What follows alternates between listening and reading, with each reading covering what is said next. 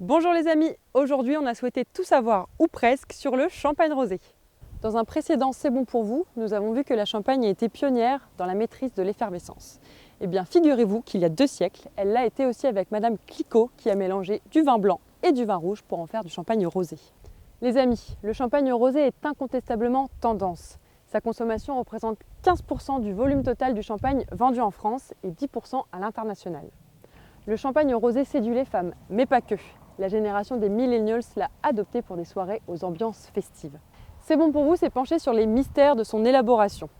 Retenez ceci, en Champagne il existe 2 méthodes pour obtenir du champagne rosé. Le champagne étant un vin d'assemblage, c'est avec ce procédé que l'on va obtenir le rosé.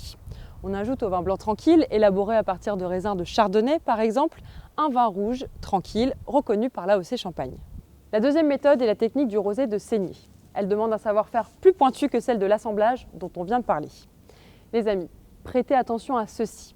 Le champagne rosé de saignée est obtenu en laissant macérer plusieurs heures le mou avec la peau des raisins pinot noir et pinot meunier, ce qui va donner la couleur rosée au jus.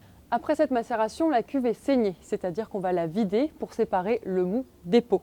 Cela permettra au nouveau mou rosé de commencer sa fermentation alcoolique. Les champagnes rosés se distinguent par leurs arômes avec des notes de fruits rouges. Ceux du champagne rosé de saignée sont plus puissants que ceux obtenus avec la méthode de l'assemblage.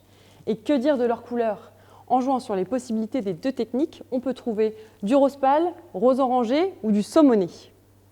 Les amis, on peut enfin retenir que l'élaboration du champagne rosé est plus délicate que l'élaboration du champagne classique. C'est pourquoi son prix est plus élevé. On peut en trouver chez notre vigneron préféré au champagne Charbot-Frères à 15 € des par cave, comme on dit ici en Champagne.